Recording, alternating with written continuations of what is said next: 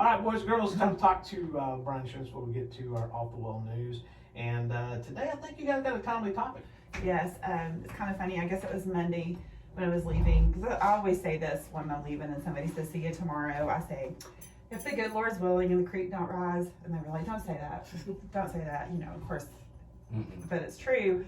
Yeah, the creek is rising. I know, the creek is rising. It is happening. But we were going to talk about flood insurance today.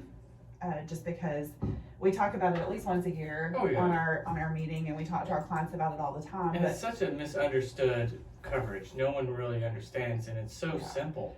I mean, in my experience, people usually purchase flood insurance only when their mortgage or loan requires them to. That's typically what we see. And but people might really need that coverage, even if they don't have a loan against their property that requires it. So the thing about flood insurance is that it is a government-based program, and it's based off maps. There's a whole actuarial system on there, but there's also private insurers that offer flood as well that are not for the ones that are required by your mortgage. So you can get flood insurance, and the big difference between flood and water damage on a policy is flood is rising waters. Where if your homeowners wants to pay for it, you need to have an opening in your roof to have the water damage. Yeah, and that's going to be the same on commercial property as well. If you have water damage, it needs to come in through an opening in the roof, not rising water. So if you got a pipe bust compared to the lake coming up. Right, pipe bursting is water damage. Right. Which is typically covered under your homeowner's commercial property insurance. Again, talking in general terms, policies are different, but in general, yes, that would be a pipe burst, or you have, terrible wind and hail damage to your roof, and it allows water to come in from there. Sewer backups. That's a different coverage. Oh, No, that's okay. No, I'm glad you brought it up because that's different. I will not talk. No, That's under Section 37B. Yeah. Under No, that's a great point, and that's a completely different subject that you need to make sure you have coverage for if you're concerned about that. But we've got folks that live along the rivers, folks that live by lakes, folks that live by bridges that are typically in a what's called floodplain. Yes. They're the ones that are encouraged. Well, yeah, but you can purchase coverage even if you're not in one of those zones, because as you can see with the rising water, you might not have flooded there before, haven't flooded there in a long time, but you might very well have an exposure. And not only that, you have engineers that do the drainage systems for cities, and sometimes those get backed up, like roadways will flood and will run up into your house. Those are other issues. You're not even in a floodplain. It just happens to be there's an excess amount of water that couldn't be shed off the road system. You have leaves, you have debris in the sewer system that causes backup, which then causes flooding, which I know there's several roads in here in Graham especially that if you're not careful, you'll hit a mighty fine puddle. So you're saying, like, let's say we had a flash flood in a neighborhood, and the water doesn't drain off, but it comes up in your yard, up in your house. That's Okay, that's flood. That's a flood. That's not Gotcha. covered. That's not considered water damage on a property policy. That's flood. Another thing that's important to know about flood insurance is that typically there's a waiting period to purchase it, so you can't be like, ooh, the water's rising, I need to go buy flood insurance. As a rule, unless you have a new mortgage, and there's a few exceptions, there's usually a 30-day waiting period to purchase flood insurance once you decide to, from when it would be in effect.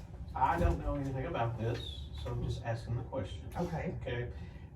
Flood insurance, I have heard in the past, is bought separately from like a governmental kind of thing? It's its own policy. There is the government-based one. We used to call it National Flood. Now it's referred to as FEMA. It's backed by the government. That's one way to purchase it. If you have a mortgage, that's probably what you're going to have to purchase, is that type of policy. And they're good policies there. But then there's the private insurers that also sell flood insurance, and they're not backed by FEMA. And sometimes the premiums are lower with those private insurers.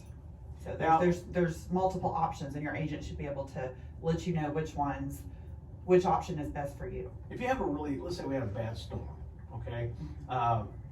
How does it differentiate between, like, let's say hail, tornado, water damage to flood damage? I mean, how's that work? The key is the opening in the roof. That's the key. the rising water. Yeah. So if you have water that's rising, that's flood. If it's coming down or coming out of a pipe, that's water damage. Okay. So, Alright. so yeah, so if you have like I said, a bad wind, it pulls your roof off or it damages your roof to the point that water's coming in, that's property insurance, not flood insurance. If the Okay. water's rising and coming up, it's flood insurance.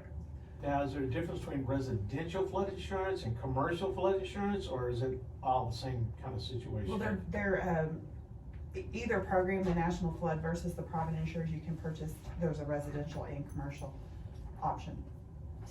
So if you had like, you know, I'm just sitting around thinking about guys like Jim Fig down here with Jane and Feet, getting a lot of stuff Yeah, out. that would be a commercial policy if you Yeah, purchased one, yes. Different things like that. Alright, well, there you go, so, On that situation, it would be a little different from a residential because you would have your homeowner's contents coverage versus, let's say, Jane and Feed, you'd have your stock. And so you would have a different set of limits and different concerns via each one. So that's where your agent would come involved and help you out in those situations. The National Flood Program is very stringent, there's not much wiggle room, this is what we cover, like it or not like it, this is what we cover. But the private insurers, again, you know, your agent can tell you what option is best for you, the private insurers have a little more wiggle room as far as what they'll cover and not cover. Right. okay, very good. Alright, are we missing anything? I don't think so, just like we always say, talk to your agent, don't wait for a claim to find out you're not covered, talk to your agent today about it and find out what your options are. So if you're going through flood right now and you don't have the insurance, you might wanna look into just in case for next time. For next year, during all Later. this crazy rain, Yeah. We'll see what happens there. Alright, how do folks get hold of you guys? well, you can come see us at the second floor of Sierra Bank Building or in Hudson Oaks. You can call us at 940-549-2525 or visit us online at brianins.com. Alright, go check it out. Make sure that you are prepared in case of an emergency. Yes, thank you. Alright, thanks guys. Appreciate it very much. Okay. Alright, Grant, what do you say? Let's look at some off-the-wall news right fast. All right. Off-the-wall news is brought to you by Rock Bottom Barbecue. They're